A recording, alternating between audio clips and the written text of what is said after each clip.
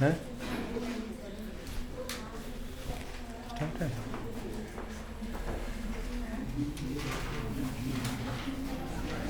कल वाला याद कर लिया आप लोग?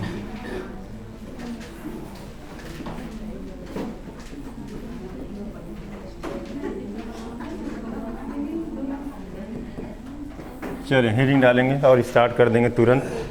लिखेंगे इब्ने बतूता।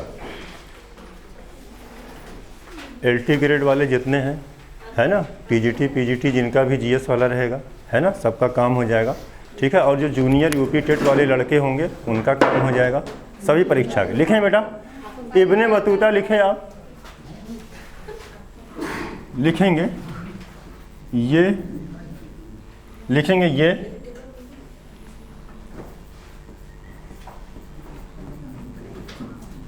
मोरक्को का निवासी था। मोरक्को का निवासी था। इब्ने बतूता कहाँ का रहने वाला था? मोरक्को।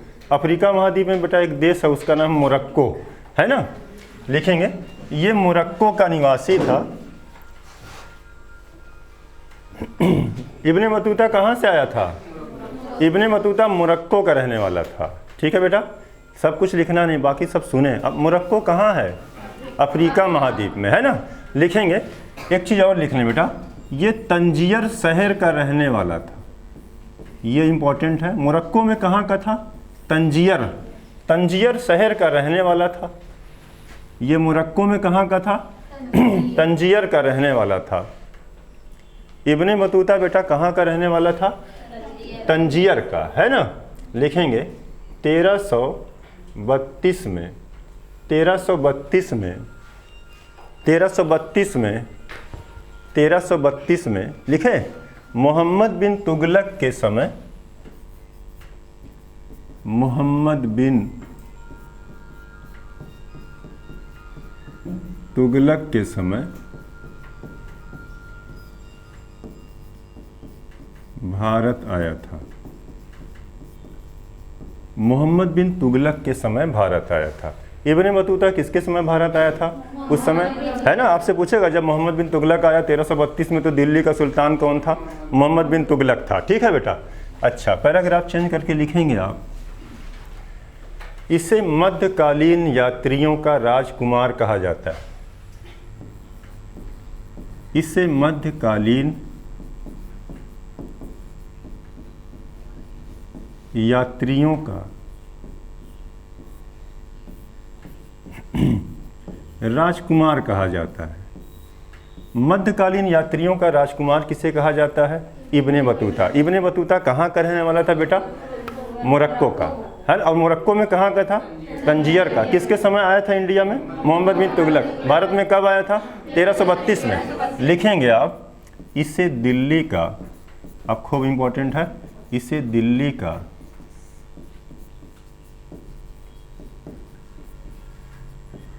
इसे दिल्ली का प्रधान काजी बनाया गया था। प्रधान काजी, है ना। दिल्ली का प्रधान काजी का मतलब मुख्य न्यायाधीश, समझे आप। दिल्ली का जज बनाया गया, प्रधान काजी बनाया गया था। वो विदेशी यात्री कौन था जिसे सल्तनत काल में दिल्ली का प्रधान काजी बना दिया गया था? Ibn Battuta.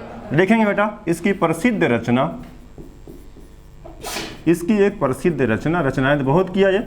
एक जो आपको लिखना है, आपकी पुस्तक में है, आपके सिलेबस में है, वो बहुत इंपॉर्टेंट है। लिखेंगे इसकी प्रसिद्ध रचना तारीख उल रेहला है। तारीख उल रेहला है। इसकी प्रसिद्ध रचना का क्या नाम है बेटा? तारीख उल रेहला, यानी आप याद करेंगे रेहला, ठीक है ना। रेहला किसकी रचना है? इब्ने बतूता की, है ना। तो लिखें बेटा इसे दूत बनाकर शॉर्टकट में लिख रहे हैं बेटा, MBT लिख रहे हैं, मोहम्मद बिन तुगलक, है ना। इसे दूत बनाकर मोहम्मद बिन तुगलक ने, जल्दी जल्दी बोल रहे हैं क्या? इसे दूत बनाकर मोहम्मद बिन तुगलक ने चीन भेजा था। हालांकि ये चीन जाता नहीं है, फिर भी आपसे पूछेगा कि मोहम्मद बिन तुगलक ने किसे दूत बना करके बेटा चीन भेजा था, वो कौन आदमी था? Ibn Battuta. इब्ने बतूता किस देश का रहने वाला था? मोरक्को। मोरक्को में कहाँ का था? तंजीर। किसके शासनकाल में इंडिया आया? मोहम्मद बिन तुगलक, है ना। मोहम्मद बिन तुगलक कल पढ़े थे आप, क्या था? मोहम्मद बिन तुगलक की एक नीति पढ़े थे जिसकी वजह से उसके साम्राज्य का पतन हुआ था। एक नीति है ना, विस्मांग अमीर वर्ग की नीति। याद आया कुछ उसके बारे में? क्या किया था मैडम? विस्मांग, हाँ बस बस बस इतना याद है तो काम हो जाएगा, आप लोग पास हो जाएंगे। ठीक है, एक बार रिपीट करते हैं, देख लें, उसी से याद हो जाएगा। दोबारा इसको पढ़ना नहीं बड़े बाबू, ठीक है। आप पढ़ रहे हैं इब्ने बतूता। सबसे पहले उसकी पुस्तक का नाम बता दीजिए। रिहला। कहाँ का रहने वाला था? मोरक्को। मोरक्को में कहाँ का था? तंजीर। कब आया इंडिया? 1332। सुल्तान कौन है? कहाँ का जज बनाया गया है? दिल्ली का प्रधान काजी नियुक्त किया गया। किसे? लेकिन आप एक चीज़ अतिरिक्त बताते हैं आप, है ना, लिखेंगे आप, इब्ने बतूता का दुर्ग, इब्ने बतूता के नाम पर एक किला है बेटा। इब्ने बतूता का किला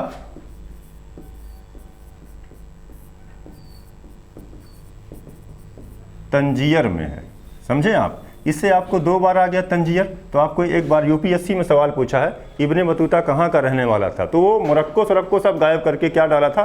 तंजीर, है ना, तो याद रखिएगा आप। रबात का था कि तंजीर का था?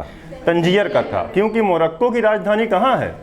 रबात है। मोरक्को की राजधानी कहाँ है? रबात। याद है आपको? मोरक्को की राजधानी रबात है, ठीक है ना। और ये रबात का नहीं है बल्कि कहाँ का है? तंजीर का है। इतना याद रखेंगे आप। किसके बारे में?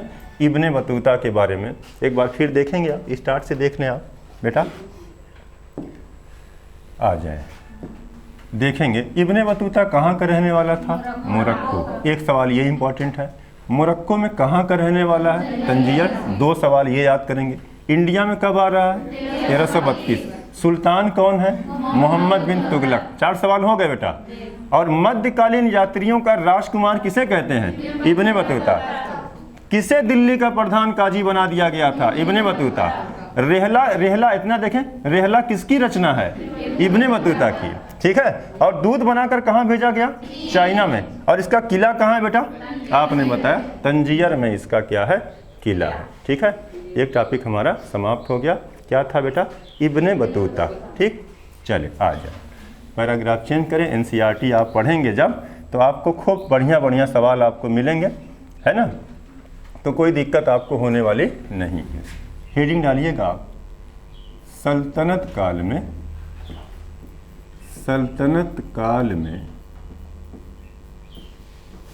वेतन, सैलरी जो दी जा रही है, सल्तनत काल में जो वेतन दिया जा रहा है उसके बारे में आप जानेंगे। क्या सिस्टम था सल्तनत काल में वेतन देने का, है ना। इब्ने बतूता जान गए कल आप। जियाउद्दीन बरनी पढ़े थे। जियाउद्दीन बरनी की एक रचना पढ़े थे बेटा। कौन सी रचना थी? तारीख़ फिरोज़ शाही। तारीख़ फिरोज़ शाही कौन लिखा था? जियाउद्दीन बरनी ने। और रिहला कौन लिखा था? इब्ने बतूता ने। 2 किताबें हो गई हैं 2 दिन में, है ना। धीरे धीरे सब आप सीख जाएंगे। सल्तनत काल में वेतन के बारे में देखेंगे आप, लिखेंगे बेटा।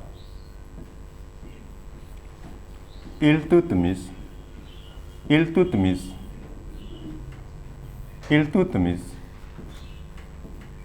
नकद वेतन की जगह, नकद वेतन के बदले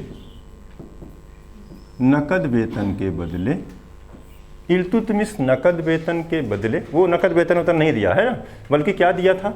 पढ़े ही हैं आप कल, इक्ता दिया था ना। लिखेंगे इल्तुतमिश नकद वेतन के बदले इक्ता दिया था। इक्ता याद है? इक्तादारी, इक्ताएं दिया था। नकद वेतन के बदले क्या दिया था? इल्तुतमिश इक्ता प्रदान किया था। हो गया। पैराग्राफ चेंज करके लिखेंगे आप, अलाउद्दीन खिलजी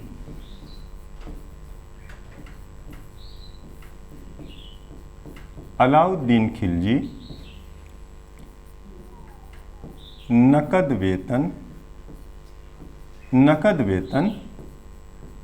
प्रदान किया। अलाउद्दीन बेटा, अलाउद्दीन खिलजी के समय क्या किया गया? इक्तादारी देना बंद किया उसने, है ना।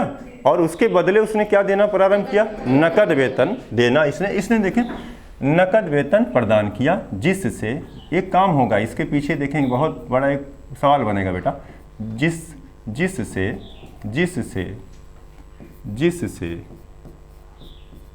खालसा भूमि का, जिससे खालसा भूमि का, कितना बेहतरीन लिखा एनसीईआरटी ने। अगर कायदे से आप पढ़ लेना बेटा, पूरा काम है ख़त्म हो जाएगा।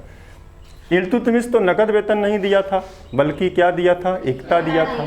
ठीक, अलाउद्दीन खिलजी भी क्या नकद वेतन की जगह पर एकता दिया था? नहीं दिया था। वो एकतादारी बन किया और उसकी जगह पर क्या देने लगा, नकद वेतन देने लगा, जिससे खालसा भूमि का विस्तार हुआ, जिससे खालसा भूमि का विस्तार हुआ। अब यहाँ एक चीज़ अंडरलाइन कर रहे हैं बेटा, जो आपको जानना है, ये खालसा भूमि क्या है ना, एक ये खालसा भूमि है क्या, इसको आप लिखिएगा, आप एक हेडिंग डालिएगा, खालसा भूमि, 1 सेकंड में ख़त्म हो जाएगा, है ना। एक पन्ना का कॉन्सेप्ट है, एक लाइन में अभी इसका काम ख़त्म कर दिया जाएगा। ठीक है, खालसा भूमि क्या है, लिखेंगे बेटा, सीधे सुल्तान के नियंत्रण वाली भूमि को, सीधे सुल्तान के नियंत्रण वाली भूमि को, मोबाइल तो बंद कर दें, क्या रोज़ मोबाइल बजाते हैं इसी में, है ना। सीधे सुल्तान के नियंत्रण वाली भूमि को खालसा कहा जाता है, खालसा कहा गया था। सीधे सुल्तान के नियंत्रण वाली भूमि को खालसा कहा। खालसा भूमि मतलब जो डायरेक्ट किसके अंडर में हो, सुल्तान के। मोबाइल साइलेंट कर दें, है ना। आप टीचर बन जाएंगे, यही आदत रहेगी, क्लास में भी बजेगा आपका मोबाइल। हमारे यहाँ 3 टीचर तैयारी करने के लिए आए थे अभी हाल ही में, है ना। तीनों लोगों का मोबाइल बहुत तेज़ बजता था, है ना, खन खन मोबाइल बजाएं। पहले आप धीरे धीरे सुधार लाइए। इसीलिए तो देखें, पहले प्री होता है, परीक्षा होती है प्री, है ना। जो कमियां हैं आपकी पढ़ने वाली, सब याद करने वाली, उसी में ख़त्म हो जाती हैं। फिर होता है पेपर मेंस का, तो लिखने वाली जो कमियां हैं वो दूर हो जाती हैं। फिर होता है इंटरव्यू कराया जाता है, ताकि आपको बोलने बालने वाली जो भी दिक्कत है, परेशानी, वो सब समाप्त हो जाए। तब आपको एक प्योर अधिकारी बनाया जाता है। यानी आप टीचर बन जाए, मोबाइल साइलेंट ना कर पाएँ तो बड़ी दिक्कत हो जाएगी, वो बच्चों का भविष्य खराब हो जाएगा जो 1 से 5 तक आप लोग पढ़ाएंगे, है ना। तो मोबाइल ज़रूर साइलेंट किया करें, है ना। क्लास का मतलब क्या है, क्लास में बात ना करें, क्लास में मोबाइल का एकदम प्रयोग ना करें, है ना। तो आप सीखें क्या, नकद वेतन दे रहा था कौन, अलाउद्दीन खिलजी। अलाउद्दीन खिलजी जब नकद वेतन देने लगा तो एकतादारी को उसने रोक दिया, ज़मीनें देना बंद कर दिया, और वो जो ज़मीनें किसके अंडर में सब आ गई, अलाउद्दीन के।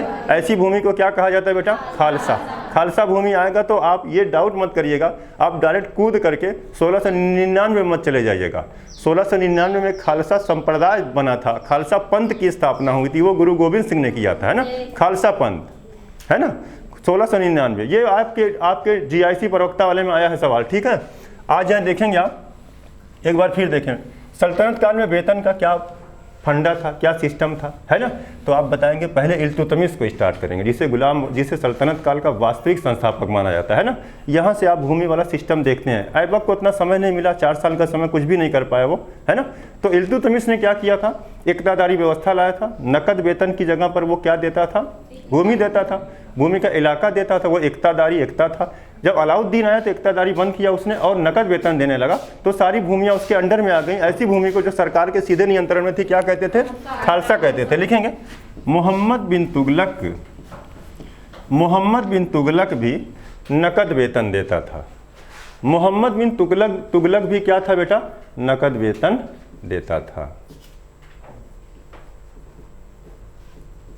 मोहम्मद बिन तुगलक भी क्या करता था, नकद वेतन देता था, है ना। इसको याद रखेंगे, मोहम्मद बिन तुगलक भी क्या किया, नकद वेतन देता था, है ना। उसी लाइन में लिखेंगे बेटा, अलाउद्दीन खिलजी नकद वेतन देने लगा था ना, वेतन बड़ा लिमिटेड था, है ना, लिमिटेड, बहुत ज़्यादा वेतन नहीं, लेकिन लोगों की ज़रूरतें पूरी हो जाएं। ऐसा ना कि हम उनको पैसा दिए हैं 78 टंका, है ना, अब उनकी ज़रूरत है 8000 टंका की, महंगाई इतनी ज़्यादा है ना। तो उसने एक नियम बनाया पहले, तो वो नियम क्या था, उसकी बाजार नियंत्रण नीति थी। उसने वस्तुओं के दाम एकदम निश्चित कर दिए थे, उस दाम से ज़्यादा कोई भी सामान, उस दाम से ज़्यादा कोई बढ़ा करके नहीं बेच सकता था, है ना। तो एक चीज़ जानेंगे आप, लिखेंगे बेटा, अलाउद्दीन ये अंडरलाइन करेंगे बेटा, बहुत इंपॉर्टेंट है। अलाउद्दीन बाजार नियंत्रण नीति लागू किया। अलाउद्दीन बाजार नियंत्रण नीति लागू किया। पूछेगा बेटा बाजार नियंत्रण नीति कौन बनाया था? अलाउद्दीन खिलजी। किस सुल्तान के समय खालसा भूमि बहुत ज़्यादा हो गई थी? अलाउद्दीन खिलजी, है ना। बस आप समझ रहे हैं तो काम हो जाएगा। देखें यहाँ, अलाउद्दीन बाजार नियंत्रण नीति लागू किया जहाँ उसने, बेटा इसी में ख़त्म कर दें, जहाँ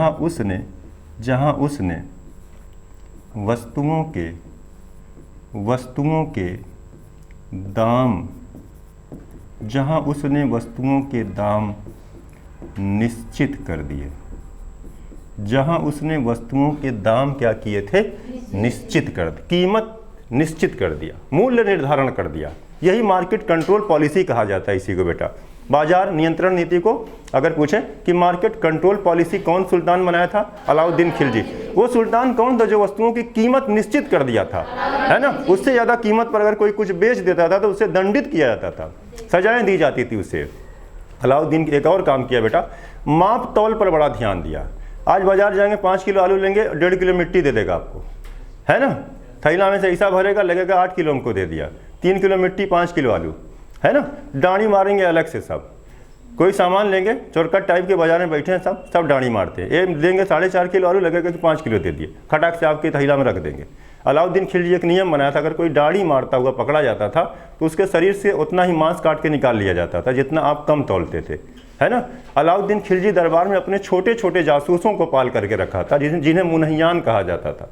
छोटे बच्चे होते थे, वो छोटे बच्चों को पैसा लेकर भेजा जाता था बेटा कि जाओ बेटा आटा ले आओ। अलाउद्दीन भिजवाता था। जो आप फिल्म देखिए आप पद्मावती, रणवीर सिंह जो बने अलाउद्दीन, वही अलाउद्दीन। पैसा देके छोटे बच्चों को भेज दिया गया बाजार, जाओ आटा लेके आओ। बच्चे जाते थे, आटा लेकर आते थे।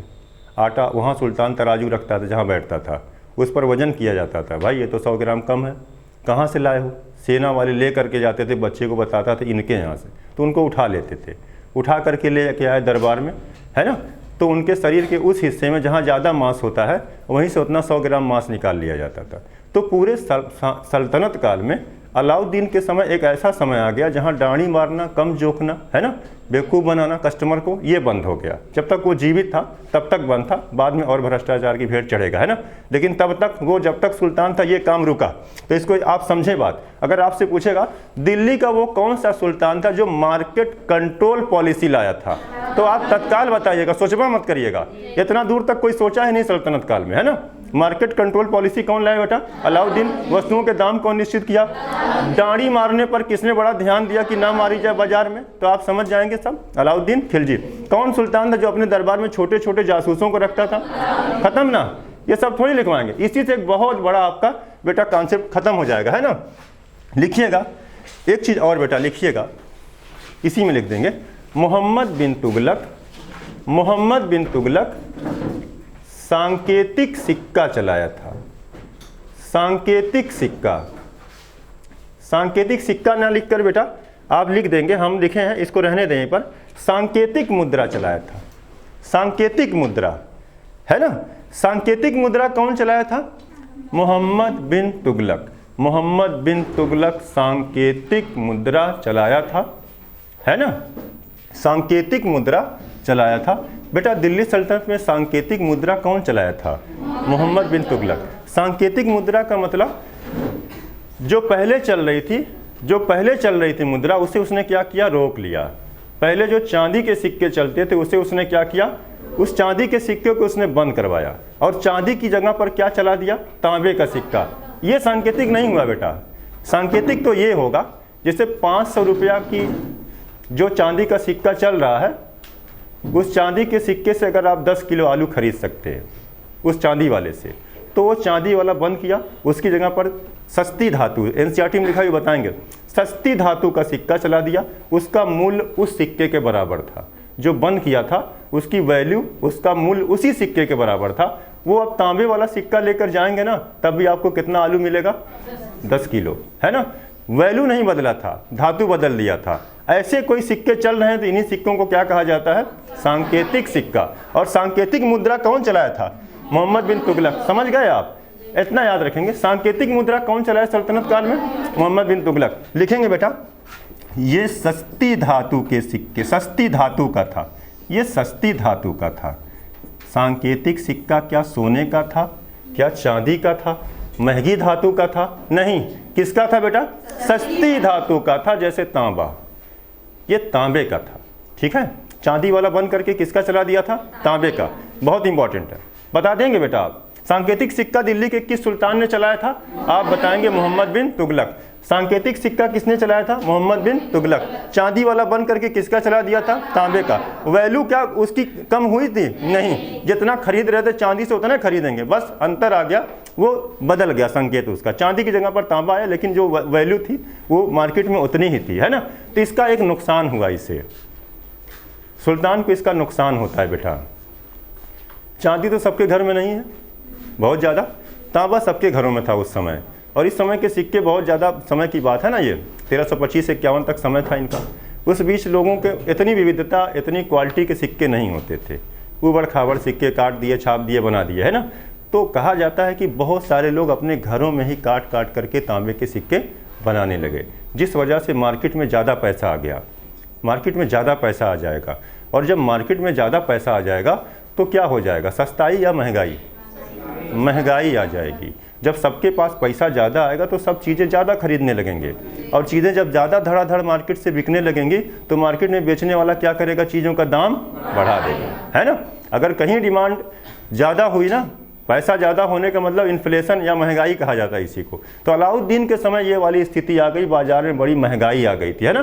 किस वजह से? उसके सांकेतिक सिक्के की जो कॉपी कर लिए लोग, और बहुत सारे फर्जी सिक्के से बाजार पट गया। इसी वजह से उसकी ये योजना क्या हो गई थी? असफल हो गई। उसे तुरंत क्या करना पड़ा? पूरे मार्केट से उन सिक्कों को निकालना पड़ा, है ना। तो इसीलिए एनसीईआरटी में देखें डाला है बेटा, इसके पीछे बहुत बड़ा लॉजिक और कॉन्सेप्ट है। दिल्ली का वो सुल्तान कौन था? बताएंगे बड़े बाबू, है ना। आज सबसे एक एक सवाल पूछेंगे, आपसे यही सवाल है।